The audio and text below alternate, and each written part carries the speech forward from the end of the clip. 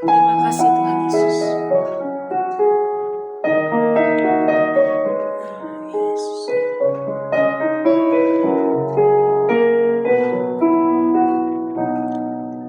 Bapa surgawi, ajarku mengenal betapa dalamnya kasih-Mu.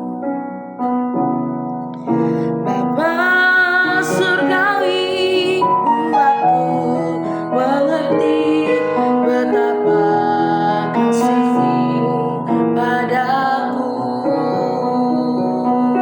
Bapa surgawi, terima kasih Tuhan Yesus. Bapa surgawi, ajarku mengenal betapa dalamnya kasih-Mu. Bapa surgawi, buat kami mengerti Tuhan,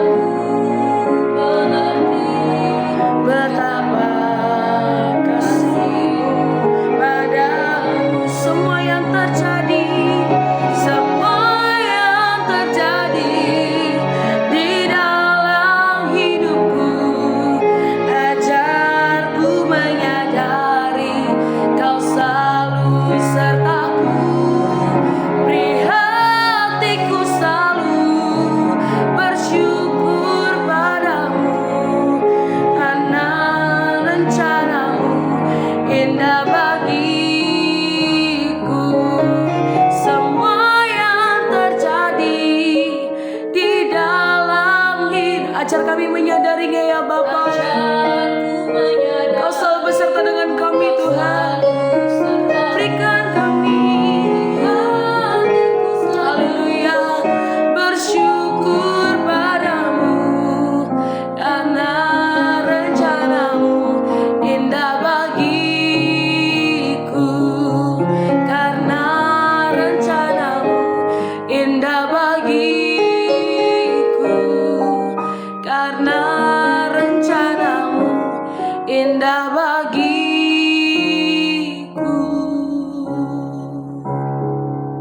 Bapa surgawi, ajar kami untuk terus mengenal-Mu ya Tuhan. Bawa kami lebih dekat kepadamu ya Bapa. Saat ini kami mau mendengarkan suara-Mu ya Tuhan. Berbicara atas setiap kami melalui renungan hari ini. Hanya di dalam nama Tuhan Yesus kami berdoa dan mengucap syukur.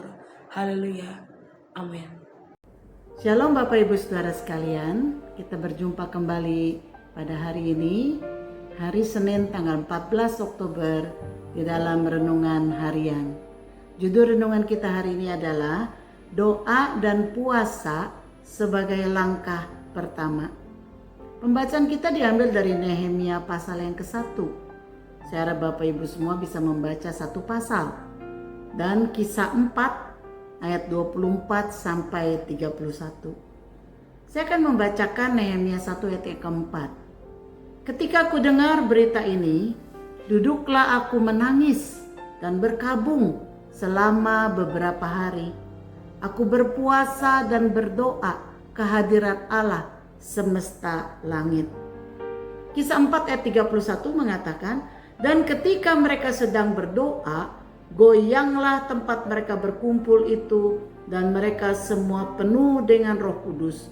Lalu mereka memberitakan firman Allah dengan berani. Bapak Ibu Saudara, cara Tuhan untuk memberikan pemulihan itu bermacam-macam. Tetapi tujuannya adalah Ia ingin menyelamatkan dan memulihkan umatnya. Seringkali seseorang harus menghadapi sebuah kenyataan pahit untuk bisa bangkit dari keadaannya dan berusaha untuk mencapai pemulihan. Tuhan seringkali menempatkan umatnya pada suatu rentang yang besar agar umatnya menyadari betapa buruk situasinya dan membutuhkan pertolongan Tuhan dalam hidup mereka. Seringkali orang harus melihat adanya rentang yang besar antara yang diingini dengan kenyataan yang dihadapi, supaya dia sadar akan keberadaannya. Sebagai contoh, dalam hasil pemeriksaan darah, maka akan dipaparkan angka kenyataan dan angka yang ideal. Semakin besar jarak atau rentang antara kenyataan dan angka ideal, maka semakin buruk keadaannya. Semakin buruk, semakin seseorang menyadari bahwa ia membutuhkan pemulihan. Nehemia yang berada di tempat ia dibuang, yakni di Puri Susan, suatu hari mendengar kabar dari Hanani, salah seorang saudara dari Yehuda yang terhindar dari penawanan, tentang kondisi Yerusalem. Alih-alih mendengar kabar yang baik dari Yerusalem, Nehemia mendengar kabar yang buruk tentang Yerusalem.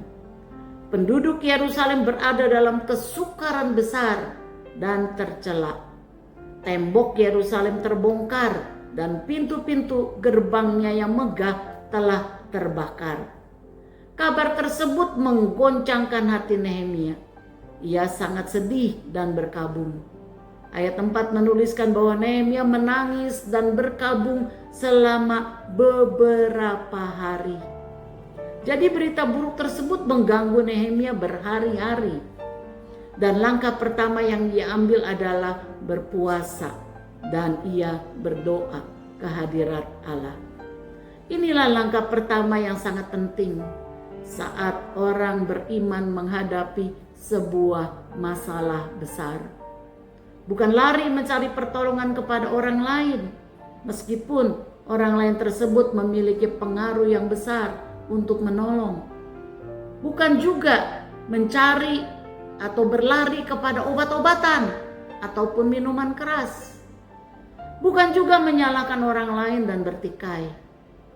Bukan juga lari dari kenyataan dan pura-pura tidak terjadi apa-apa, sehingga hidup memakai topeng terus-menerus.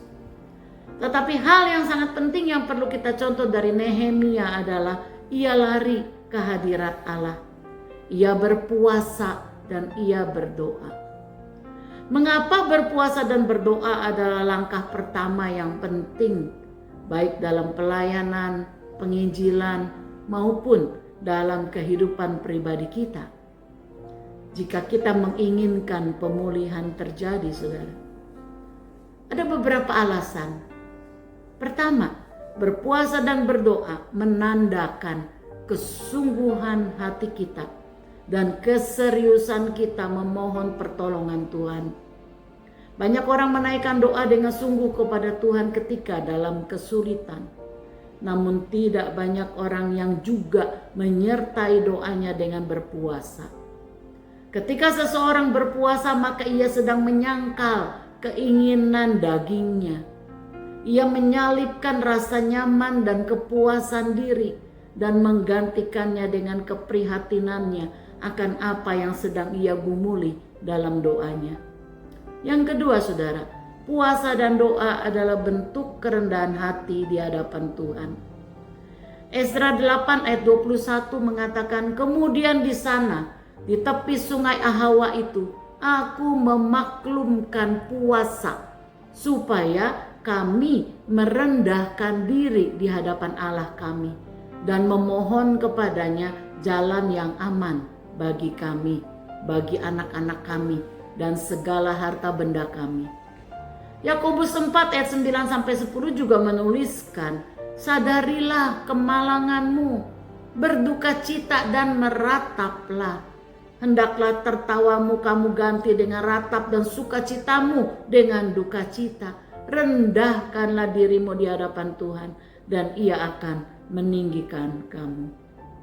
Yang ketiga, saudara, puasa dan doa adalah sebuah hak istimewa, memiliki hubungan yang sifatnya pribadi antara orang percaya dengan pencipta alam semesta.